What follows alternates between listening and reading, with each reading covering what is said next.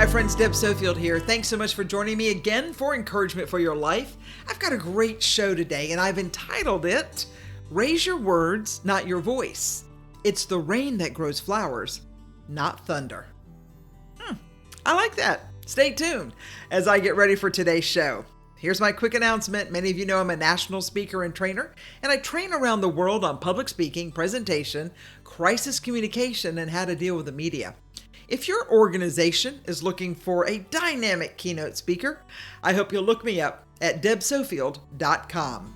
Also, my books are available on amazon.com. Just go to Amazon and type in my names, and all my books will appear.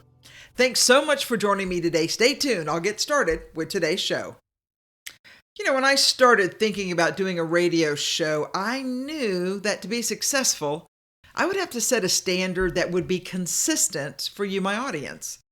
You know, as Americans, we like things in a consistent order. So for this to work, I needed a structure within time frames for various parts of the show. So I decided that one thing that I would like to do is to add a simple option for consistent learning. And I figured the best way to do that was to invite my guests to be part of the process. And so I decided to ask each of my guests to give me a word for the week, a book that changed their thinking, or maybe their life, and answer a question of why public speaking skills are so important. Now, you wouldn't think that would be hard, but in reality, most people don't learn many new words, or read many books, or stop and think about why their public speaking skills are important, which I find interesting since those might just be the three things I think about all the time. As a speaker, I'm always interested in the words, and not only for the meaning, but also how others hear certain words and how they react to a word, or perhaps that word has no meaning for them. I had occasion to sit next to someone for many months who was book smart, and they would use words that I really had never heard of. So I would secretly write down the word as I thought it might be spelled, and then I'd go home and I'd look it up and I would add it to my list of words for the week. Now, one reason I did this is because I know the value of words, and I know how what we say and in what tone can convey a multitude of messages. So for me to continue to learn and grow, I figured it was an education, and I didn't have to pay for it. But I felt it would pay dividends for a lifetime, especially in my line of work, if I would pay attention, listen, and learn. I came across a quote by the poet Rumi, and he said this, "Raise your words, not your voice. It's the rain that grows flowers, not thunder." What a nice way to think about our words and tone and tenor of our speaking voice. As an interview coach or in my presentations coaching, I've come across all sorts of dialects, drawls, and diction. And in a funny way, it was a parallel to my favorite TV show, Diners, Drive-Ins, and Dives. When you think about your voice and the words you use, how do others hear you? Please tell me you've thought about that, right? So in our time together, I would like for you to consider raising your words or growing your vocabulary to increase your value. And not only increase your vocabulary for business sake, but also for your life and for those you love and care for. The Bible says, "A soft answer turns away wrath, but grievous words stir up anger." Boy, that thought's perfect for our thought today because, friend, it's the rain, not the thunder, that makes the flowers grow. I have to admit, that was a hard lesson for me to learn when I was younger, as I really was all about the thunder. Being the youngest of 5 and the only girl, I worked hard to be heard. Some friends and I owned an ad agency many years ago when I was starting out in business, and I can remember my dad had to drop something by my office. And as he was waiting for me to get off the phone to speak to me, he overheard me raise my voice. And in an unusual time, I yelled at a supplier because something had gone wrong. Now, my dad didn't say anything, but later that night when I got home, my mom called me and asked about my day. I didn't think much of it till she got around to asking about my yelling. To which I told her I probably yell 10 times a day at suppliers and printers and the mating squirrels that make so much noise outside my window. I explained that no one listens or hears, and then we are held accountable to the client for missed deadlines. I reminded her that owning a business was stressful for me and that, sometimes I admit I might lose my temper, which I know is not how I was brought up. However, life is stressful. Well, it seems my yelling upset my dad, who, by the way, is very quiet, because he had never heard me raise my voice. So he was quite surprised at my volume and upset at my audacity, and that I would speak that way in a business setting. To which I was reminded that we don't do that in our family. And that's not how I was brought up. And nothing is so stressful, young lady, that you cannot maintain your calm and kind demeanor as a lady and a professional.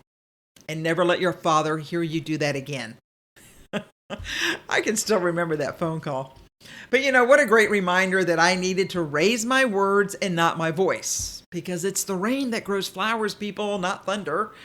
And although, yes, Deb is all about thunder, the reality is, it's probably not professional. And rarely does it accomplish what you think it will.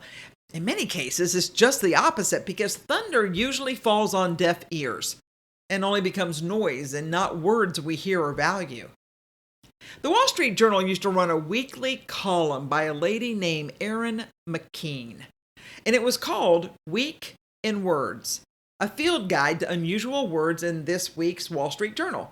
I adore that column, and I clipped it every week for years. Now, Miss McKean is a lexicographer. That's my new word for the week, which I learned is primarily the art or craft of compiling, writing, and editing dictionaries. Who knew people did that for a living? I, for one, am glad that they do. It just would not be my choice of work. Why do they do that? Because words matter. Meanings of words matter, and how you use words matter, whether you think so or not. I mention this because as you and I grow in knowledge, it's a great practice to build on the blocks of what we already know. There's no doubt that thunder is more my nature, and I tend to use my outside voice inside most of the time. Partly because my friends don't hear so well, and partly because I don't think people listen, so I will have the loudest voice in the room. In keeping with my theme for today, how can I help you raise your words? Now, just an aside, I've had to encourage some of my guests from giving their word for the week when, one, they couldn't pronounce it, and two, they looked it up in the dictionary and had never used the word in a sentence because it's not a word in their working vocabulary, and three, they mistakenly thought a hard word was a better choice versus a word that might have fallen out of favor or not one you hear often. I try not to be a word police, but sometimes, as you well know, I do harass them when it's a word that's not well known. Okay, so back to my theory here on how we can raise our words. Reading books, magazines, newspapers, online blogs. I think that's a good way. I can remember when I learned the word flummoxed, meaning to bewilder, confound, or confuse. I'd never heard that word before, and I had to look it up, and believe it or not, within 1 week, I saw the word flummoxed in a newspaper article. Now, maybe since it was a new word, it popped out at me, or maybe my new word stuck. So now when I'm out speaking, I always ask my audience to give me a new word, or a word they learned this week, or month, or year. Come on, people, really, you haven't learned a new word in a year? And then I tell them my favorite word, flummoxed. Now, my other favorite word is pajamas. I mean, seriously, who decided what you wear to bed should be called pajamas? All right, never mind. Inevitably, somebody will email me later and say they saw the word flummoxed in a magazine. How exciting! Well, at least for speech coaches. Now, let me remind you, the most famous sayings are not made up of words you don't know or understand, and they've withstood the test of time. 7 years ago, our fathers brought forth on this continent a new nation, conceived in liberty and dedicated to the proposition that all men are created equal. Let us resolve tonight that young Americans will always find that there is a city of hope and a country that is free. And let us resolve they will say of our day and of our generation, we did keep the faith with our God, and we did act worthy of ourselves, and we did protect and pass on lovingly that shining city on a hill. Listen, I could go on and on about words and phrases and great speeches, simple words put together that move a nation to freedom, to safety, to life. Now think what it could do for you, your family, and your job. All right, friends, remember, raise your words, not your voice. Why? Because it's the rain that grows flowers and not the thunder. I'm Deb Sofield. You've been listening to Encouragement for Your Life. Thanks for being with me. I hope you enjoyed today's message. I certainly did. And I look forward to being with you again next Saturday. Thanks for joining me today, and I hope you have a great week.